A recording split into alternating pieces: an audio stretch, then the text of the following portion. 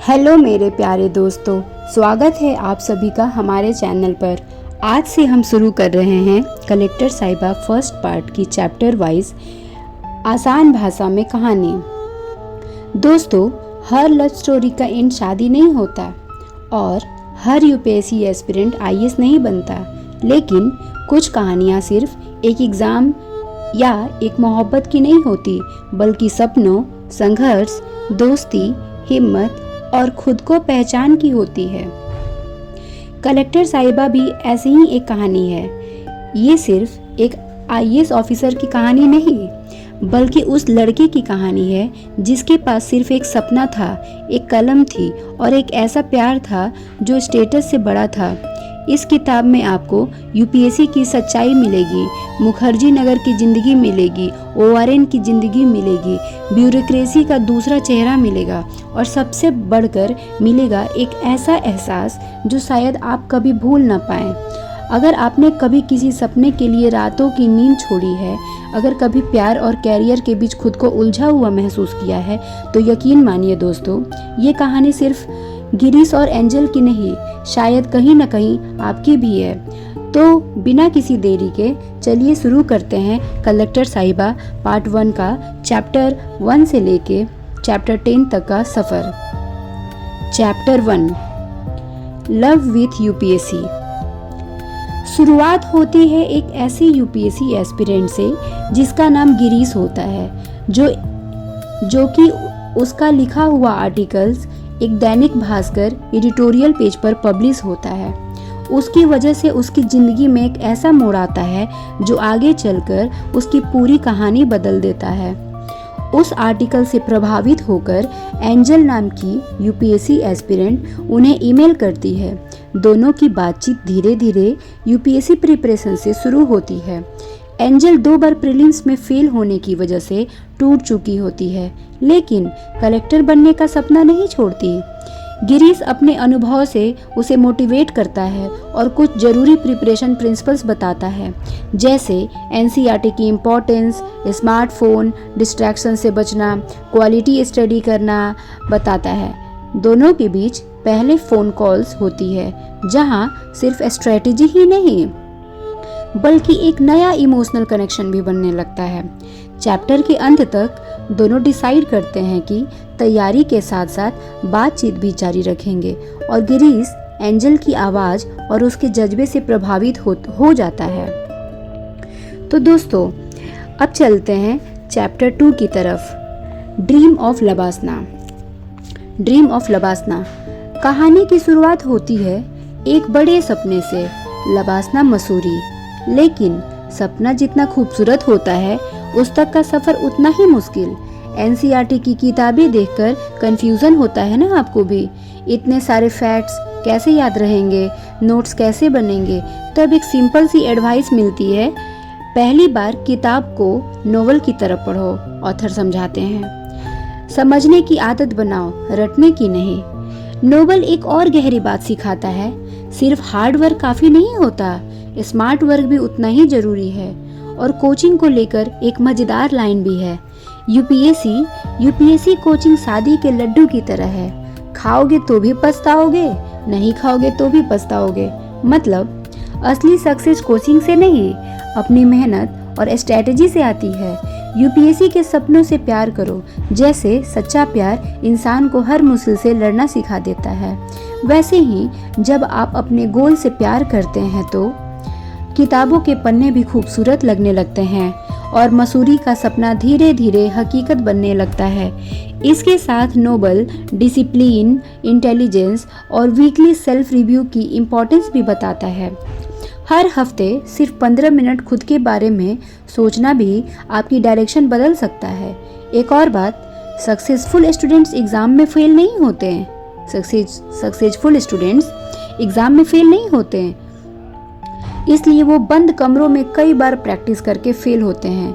यही प्रैक्टिस उन्हें असली एग्ज़ाम में जीत दिलाती है। किताब हमें सिखाती है कि ना तो फ्यूचर की ज़्यादा चिंता करो और ना ही पास्ट की बुरी यादों में जियो। एक फ्रैंकलिन पीएससी की कहानी बताती है कि बार बार असफलता के बाद भी डिटर्मिनेशन इंसान को बुलंदियों तक पहुंचा सकता है। तो दोस्तों चलते हैं आगे चैप्टर 3 की तरफ। First meeting of Girish and angel. Delhi का जीटीबी नगर के एक कॉफ़ी हाउस में गिरीश पहली बार एंजल से मिलता है। कॉफ़ी हाउस में भीड़ है, लेकिन गिरीश की नज़र सिर्फ एंजल पर टिक जाती है। उसे देखते ही उसके दिल में एक अलग सी फीलिंग जगती है। शायद इसी को लव एट फर्स्ट साइट कहते हैं। लेकिन एंजल के चेहरे पर मुस्कान से ज़्यादा प्रेशर दिख रहा होता है। घर वालों की एक्सपेक्टेशंस, बार बार प्रीलिम्स क्लियर करने का सवाल और आईएएस बनने का सपना उसके कंधों पर भारी है। फिर भी उसका कॉन्फिडेंस नहीं टूटता। एंजल साफ कहती है, मेरा सिर्फ एक ही गोल है, आईएएस, ना स्टेट पीसीएस, ना कोई और एग्जाम। दोनों की बातचीत धीरे धीरे यूपीएससी की स्ट्रेटजी और लाइफ फिलॉसफी तक पहुंच जाती है। एंजल मानती है कि सिविल सर्विस का सफ़र बहुत रिस्की है, क्योंकि हजारों में सिर्फ कुछ ही लोग सफल होते हैं। लेकिन गिरीश उसका हौसला बढ़ाता हुए कहता है कि जिंदगी में अपनी कैपेबिलिटी के हिसाब से रिस्क लेना ही असली ग्रोथ है। सबसे बड़ा रिस्क है कोई रिस्क ही ना लेना। दोनों इस बात पर सहमत होते हैं कि फेल्यूर से डरना नहीं चाहिए। दुनिया के सबसे सक्सेसफुल लोग भी कई बार फेल हुए हैं। हर फेल्यूर एक नई सीख लेकर आती है। बातों ही बातों में एंजल एक और खूबसूरत बात कहती है, मेरा पहला प्यार यूपीएससी है। उसकी डेडिकेशन देखकर गिरीश भी मुस्कुराता है। फिर वोमेन एम्पावरमेंट को लेकर दोनों के बीच एक हल्का फुल्का मजाक होता है, जो इस इमोशनल कन्वर्सेशन को और भी यादगार बना देता है। चैप्टर के अंत में एक पावरफुल मैसेज मिलता है, अगर आपका गोल क्लियर है, सेल्फ कॉन्फिडेंस मजबूत है और आप रुकते नहीं, तो एक दिन मंजिल जरूर आपको कदमों में होगी। तो दोस्तों कैसा लगा चैप्टर 3? तो अब चलते हैं चैप्टर 4 की तरफ, क्रश वर्सेस स्टडी की। इस चैप्टर में प्यार और यूपीएससी प्रिपरेशन के बीच का इमोशनल स्ट्रगल बहुत खूबसूरती से दिखाया गया है। चैप्टर की शुरुआत एक मोटिवेशनल मैसेज से होती है। अगर मुश्किलों से लड़ने की जुनून हो तो इंसान अपनी सरकमस्टांसेस से ऊपर उठ सकता है। जैसे क्रिकेटर ऋषभ पंत ने अपने सपने के लिए घर से दूर जाकर मेहनत की और एक दिन टीम इंडिया का हिस्सा बन गया। इसी बीच गिरीश और एंजल की दोस्ती धीरे धीरे और गहरी होने लगती है। पहले सिर्फ फ्रेंडशिप थी, फिर बेस्ट फ्रेंड बने और धीरे धीरे दिल में प्यार की फीलिंग्स भी जन्म लेने लगी। एंजल के मैसेज गिरीश की जिंदगी का सबसे खास हिस्सा बन जाता है। कॉफ़ी, लंच और लाइब्रेरी की छोटी छोटी मुलाकातें उनके रिश्तों को और मजबूत बनाती है। लेकिन एक बात गिरीश कभी नहीं भूलता, कैरियर पहले, प्यार बाद में। वो अपने दिल की बात छुपाकर यूपीएससी प्रिपरेशन को ही सबसे बड़ी प्रायोरिटी मानता है। दूसरी तरफ एंजल भी रोज लगभग 10 घंटे पढ़ाई करने के बाद अपनी डायरी में लिखती है, मेरा हाथ में सिर्फ पढ़ाई करना है, मेहनत करना है और टेस्ट देना है। रिजल्ट मेरे कंट्रोल में नहीं, लेकिन एफर्ट्स हमेशा मेरे कंट्रोल में है। ये लाइन हर एस्पिरेंट के लिए एक पावरफुल लेसन है, जो कि भागवत गीता में भी लिखा हुआ है।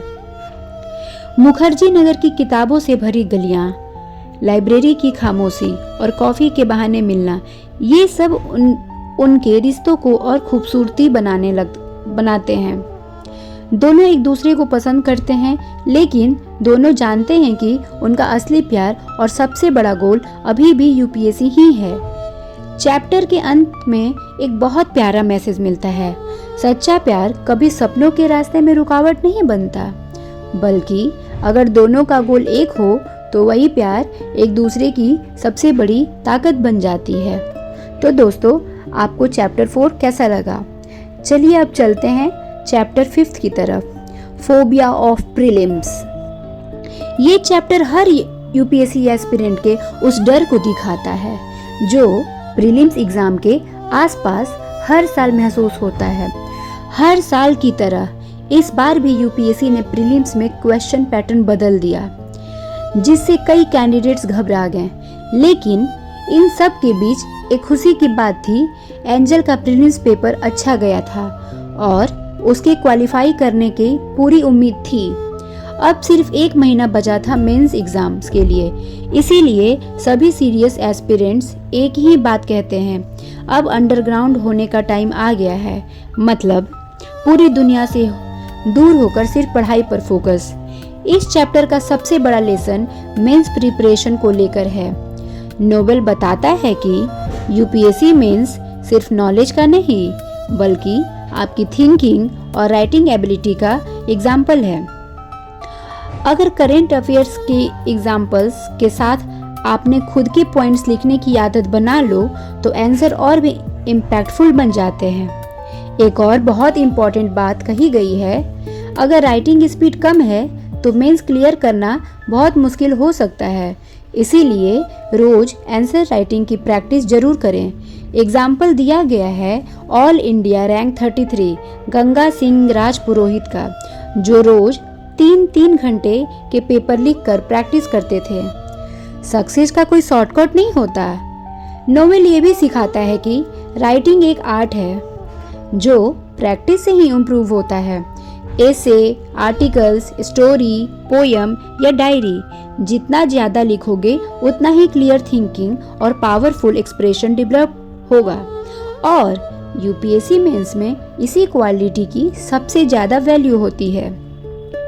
चैप्टर के अंत में एक पावरफुल मैसेज दिया गया है, सिविल सर्विस में सिलेक्शन का सबसे बड़ा सीक्रेट सिर्फ नॉलेज नहीं बल्कि एक एक्सीलेंट राइटिंग स्टाइल है, इसीलिए पढ़ने के साथ साथ लिखना भी मत छोड़िए। तो दोस्तों, आपका चैप्टर 5 कैसा लगा? अब चलते हैं चैप्टर 6 की तरफ, sign in the main exam. ये चैप्टर यूपीएससी के प्रेशर के साथ साथ गिरीश और एंजल के रिश्तों को भी एक नई डायरेक्शन देता है। मेंस एग्ज़ाम ख़त्म हो चुका है, लेकिन अब सबसे मुश्किल काम है रिजल्ट का इंतज़ार। इसी टेंशन को कम करने के लिए गिरीश और एंजल थोड़ा घूमने का प्लान बनाते हैं। दिसंबर की ठंडी सुबह में दोनों जीटीबी नगर से मेट्रो पकड़ते हैं। मेट्रो के सफ़र के दौरान उनकी नज़र एक यंग कपल्स पर पड़ती है, जो पब्लिक प्लेस में अपनी दुनिया में इतने खो गए होते हैं कि आसपास के लोगों का भी ध्यान नहीं रखता। इस इंसिडेंट के बाद गिरीश और एंजल के बीच प्यार, मर्यादा और रिलेशनशिप को लेकर एक दिलचस्प डिस्कशन शुरू होता है। बातों ही बातों में गिरीश मुकेश अंबानी और नीता अंबानी की लव स्टोरी का जिक्र करता है। वो बताता है कि सच्चा प्यार पैसों से नहीं बल्कि सिंप्लिसिटी, ट्रस्ट और अंडरस्टैंडिंग से मजबूत बनता है। इसी बात को मजाक में आगे बढ़ाते हुए वो कहता है कि शायद किसी बस, मेट्रो या ट्रेन के सफ़र में ही किसी को अपना लाइफ पार्टनर मिल जाए। सफ़र के दौरान गिरीश अपने दिल की फीलिंग्स शायरी के जरिए बयां करता है। एंजल उसके बातें सुनकर मुस्कुरा देती है। गिरीश ये नहीं बताता कि उसने पूरी रात जाग कर ये शायरी सिर्फ एंजल को इम्प्रेस करने के लिए याद की थी।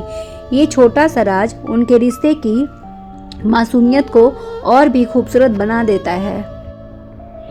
इस चैप्टर का सबसे बड़ा मैसेज ये है कि यूपीएससी की तैयारी जितनी ज़रूरी है उतना ही ज़रूरी है अपने इमोशंस को समझना और ज़िंदगी के छोटे छोटे पलों को जीना। लेकिन हर चीज़ की एक मर्यादा और बैलेंस होना भी उतना ही इम्पोर्टेंट है। तो दोस्तों, आपको 6 चैप्टर कैसा लगा? चलिए अब चलते हैं चैप्टर 7 की तरफ, call from Dholpur house. Date थी 20 दिसंबर 2018। ये दिन गिरीश और एंजल दोनों के लिए बहुत खास था, क्योंकि दोनों ने साथ में civil services mains exam clear कर लिया था। गिरीश बताता है कि एग्ज़ाम से उसे कभी डर नहीं लगता था, लेकिन जैसे ही रिजल्ट का नाम आता था दिल की धड़कन तेज हो जाती थी। प्रीलिम्स हो, मेंस हो या फाइनल रिजल्ट चेक करना हमेशा एक अलग ही टेंशन लेकर आता है। कभी कभी तो गिरीश खुद रिजल्ट देखने की हिम्मत भी नहीं जुटा पाता था। जब मेंस का रिजल्ट आया, गिरीश ने सबसे पहले एंजल का रोल नंबर चेक किया और खुशी की बात ये थी कि एंजल का मेंस क्लियर हो चुका था। तभी सुमित का फोन आता है और वो खुशी से कहता है, गिरीश भाई कॉन्ग्रेचुलेशंस, तुम दोनों ने मेंस क्लियर कर लिया। दोस्तों के बीच एक मजेदार ट्रेडिशन भी दिखाया गया है कि अगर कोई लड़का किसी लड़की से ज्यादा बात करे तो दोस्त मजाक में उसे भाभी बुलाने लगते हैं। मेंस क्लियर होने की खुशी में गिरीश और एंजल जयपुर के टैंक रोड पर कॉफी पीने जाते हैं। वहाँ बातों बातों में डेटिंग और रिलेशनशिप्स पर डिस्कशन होता है। फिर गिरीश मजाक के अंदाज में एंजल से पूछता है, अगर 3 साल तक सैलरी ना मिले तो क्या तुम सिविल सर्विस ज्वाइन करोगी? एंजल का जवाब उसकी डेडिकेशन को दिखाता है। उसके लिए आईएएस बनना पैसों से ज्यादा एक सपना है। इस चैप्टर का सबसे बड़ा मैसेज है, जिंदगी में अपॉर्चुनिटीज बार बार नहीं आती। जो इंसान समय और मौके की वैल्यू समझता है वही आगे बढ़ता है। यूपीएससी हो या कोई भी गोल, सिर्फ सपने देखना काफी नहीं होता। उस सपने को पूरा करने के लिए पैशन, डेडिकेशन जरूरी है। मुश्किलें और फेलुअर्स आएंगे, लेकिन असली विनर वही है जो बार बार गिरने के बाद भी अपने हौसला नहीं खोता। चैप्टर हमें सिखाता है, फेलुअर सक्सेस का एंड नहीं बल्कि एक नई शुरुआत होती है। तो दोस्तों, आपको चैप्टर 7 कैसा लगा कमेंट में जरूर बताएं। अब चलते हैं चैप्टर 8 की तरफ, इंटरव्यू। ये चैप्टर यूपीएससी जर्नी के एक बहुत इम्पोर्टेंट फेज को दिखाता है। जब मेंस क्लियर करने के बाद एस्पिरेंट्स इंटरव्यू तैयारी में लग जाते हैं। गिरीश और एंजल की बॉन्डिंग अब और गहरी होती जा रही थी। पहले एंजल देर रात तक पढ़ाई करती थी, लेकिन धीरे धीरे उसने भी जल्दी सोने की आदत बना ली। गिरीश को महसूस होने लगा था कि शायद एंजल के दिल में भी उसके लिए एक खास जगह बन रही है। दोनों दिल्ली वर्ल्ड बुक फेयर जाते हैं। प्रगति मैदान का ये सफर बुक्स, ड्रीम्स और यूपीएससी एस्पिरेंट्स की दुनिया को दिखाता है। गिरीश नोटिस करता है कि जहां बुक स्टॉल्स पर कम भीड़ है, वहीं पिज्जा, बर्गर स्टॉल्स पर ज्यादा यूथ नजर आ रहे हैं। ये सीन आज के यूथ की प्रायोरिटीज पर एक छोटा सा मैसेज देता है। गिरीश और एंजल अलग अलग पब्लिकेशंस के स्टॉल पर जाते हैं, बुक्स के पेजेस देखते हैं और यूपीएससी की दुनिया से जुड़े रहते हैं। इसी बीच यूपीएससी का डेफ डिटेल्ड एप्लीकेशन फॉर्म भरने का टाइम आता है, जिसमें कैंडिडेट को अपने बायोडाटा, हॉबीज और प्रेफरेंसेस बतानी होती है। एंजल अपनी हॉबी में ब्राजीलियन मार्शल आर्ट जिऊ जित्सु लिखने का सोचती है। इस पर गिरीश मजाक करता है कि अब उससे एंजल से संभल कर रहना पड़ेगा, क्योंकि वो मार्शल आर्ट भी जानती है। फिर दोनों अपनी सर्विस प्रेफरेंसेस डिस्कस करते हैं। गिरीश के लिए प्रेफरेंसेस होती है आईएएस, आईपीएस और आईएफएस, क्योंकि उसका बचपन से सपना डिस्ट्रिक्ट कलेक्टर बनना था।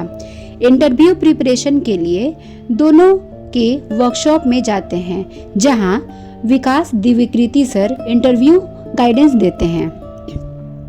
क्लासरूम में फ्यूचर आईएएस आईपीएस ऑफिसर का एनर्जी देखने लायक होता है। एंजल से एक क्वेश्चन पूछा जाता है कि अगर कोई लड़का पब्लिक प्लेस पर किसी लड़की को प्रपोज करे तो क्या ये आईपीसी के किसी सेक्शन के अंडर क्राइम होगा? एंजल कॉन्फिडेंटली जवाब देती है कि सिर्फ प्रपोज करना आईपीसी के तहत क्राइम नहीं होता है। चैप्टर का सबसे बड़ा मैसेज है, सपना देखने के लिए जगह या बैकग्राउंड मैटर नहीं करता। एक गांव का बच्चा भी आईएएस बन सकता है अगर उसके अंदर मेहनत, हिम्मत और डेडिकेशन हो। अगर लोग कहे कि आप ये नहीं कर सकते, तो जवाब शब्दों से नहीं, अपनी सक्सेस से दीजिए। अपनी मेहनत इतनी मजबूत रखिए कि दुनिया को आपकी अपनी कैपेबिलिटी दिखानी पड़े। यही है कलेक्टर साहिबा चैप्टर 8 का मैसेज। बड़े सपने देखो, हिम्मत रखो और अपनी मेहनत से उन्हें सच कर दिखाओ। तो दोस्तों, अब चलते हैं चैप्टर 9 की तरफ, from the floor of failure. इस चैप्टर में एंजल समझती है कि हर इंसान को पहले ही 2-3 अटेम्प्ट्स में सक्सेस मिल जाए ये ज़रूरी नहीं है। अगर पहली कोशिश में सफलता नहीं मिले तो हिम्मत हारने के बजाय पेशेंस के साथ दोबारा मेहनत करनी चाहिए। भागवत गीता में भी पेशेंस यानी धैर्य को एक बहुत बड़ी क्वालिटी बताया गया है। धैर्य का मतलब सिर्फ इंतजार करना नहीं, बल्कि मुश्किल समय में भी अपने मन को शांत रखना है। जैसे अंडा टूटने से नहीं, बल्कि समय और पेशेंस से ही उसके अंदर से नई जिंदगी बाहर आती है, वैसे ही बड़े गोल्स भी जल्दबाजी से नहीं, बल्कि लगातार मेहनत और समय से पूरे होते हैं। हमें रिजल्ट्स की चिंता किए बिना अपने कर्म पर फोकस करना चाहिए। हार मिलने पर निराश नहीं होना चाहिए, क्योंकि हर फेलियर्स के बाद एक नई अपॉर्चुनिटी छुपी होती है। दुनिया के कई महान लोगों ने सालों तक पेशेंस रखना और तब जाकर सफलता मिली। एग्जाम्पल, जेम्स वॉट ने स्टीम इंजन पर लंबे समय तक काम किया। जॉर्ज स्टेफेंसन ने ट्रेन को इम्प्रूव करने में कई साल लगाए और थॉमस एल्वा एडिसन ने बड़े नुकसान के बाद भी हिम्मत नहीं हारी। एडिसन की फैक्ट्री जब आग में जल गई तब भी उन्हें हार नहीं मानी। उन्होंने कहा कि इस घटना से पुरानी कमियां खत्म हो गई है और अब नया शुरू करना है। कुछ ही समय बाद उन्होंने दोबारा काम शुरू करके दुनिया को हैरान कर दिया। चैप्टर एक और इम्पोर्टेंट बात सिखाती है। रिग्रेट और वोरी इंसान की एनर्जी को खत्म कर देता है। गलतियों से सीखना चाहिए, लेकिन उन्हें लेकर जिंदगी भर पछताना नहीं चाहिए। अपने पास्ट को बिना रिग्रेट के एक्सेप्ट करो, प्रेजेंट को कॉन्फिडेंस के साथ जियो और फ्यूचर का सामना बिना डर के करो। एंजल को भी मोटिवेट करते हुए कहा जाता है कि अगर सपने जिंदा हैं और हौसला मजबूत है तो मुश्किल सिचुएशंस में भी इंसान अपनी पहचान बनाना सकता है। चैप्टर का सबसे बड़ा मैसेज है पेशेंस सिर्फ वेट करने की एबिलिटी नहीं, बल्कि वेट करते वक्त पॉजिटिव रहने की कला है। जो इंसान धैर्य, डेडिकेशन और मेहनत के साथ आगे बढ़ता है, उसके लिए सफलता का रास्ता जरूर खुलता है। तो दोस्तों, अब हम चलते हैं चैप्टर 10 की तरफ, प्री एग्जाम। यूपीएससी प्रीलिम्स 2019 का दिन आ चुका था। गिरीश और एंजल दोनों का एग्जाम जयपुर में था, लेकिन अलग अलग सेंटर पर। पहला पेपर खत्म होते ही गिरीश ने एंजल को कॉल किया। दोनों एग्जाम के स्ट्रेस के बीच भी हंसी मजाक करते हैं। जून की गर्मी में भी उनकी बातें उनके रिश्ते की गर्माहट को दिखाती है, लेकिन असली टेंशन शुरू होती है सीसेट पेपर के बाद। आंसर की चेक करने पर एंजल को लगता है कि शायद वो सिर्फ 1-2 मार्क्स से फेल हो जाएगी। उसका कॉन्फिडेंस टूटने लगता है और वो बहुत दुखी हो जाती है। तब गिरीश उसका हौसला बढ़ाता है। वो कहता है कि सेल्फ कॉन्फिडेंस की वो ताकत है जो हर मुश्किल को छोटा बना देता है। अगर इंसान को खुद पर भरोसा हो तो आधी जीत तो वही मिल जाती है। एंजल भी इसी बात को आगे बढ़ाते हुए चंद्रगुप्त मौर्य का एग्जाम्पल देती है। वो कहती है कि अगर एक आम परिवार से निकला हुआ व्यक्ति अपने सेल्फ कॉन्फिडेंस के दम पर चंद्रगुप्त मौर्य सम्राट बन सकता है, तो कोई भी इंसान अपने सपने पूरे कर सकता है। इसी बीच दुनिया में एक और बड़ी चुनौती आ जाती है, कोरोना पेंडेमिक।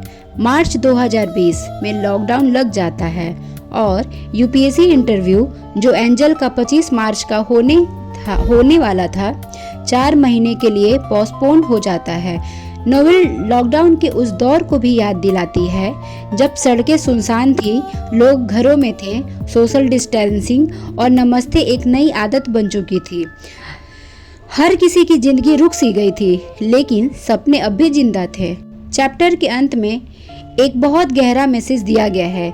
बड़े सपने देखो, अच्छी आदतें अपनाओ, जितनी मेहनत कर सकते हो उतनी करो और कभी अपने सेल्फ कॉन्फिडेंस मत खोना।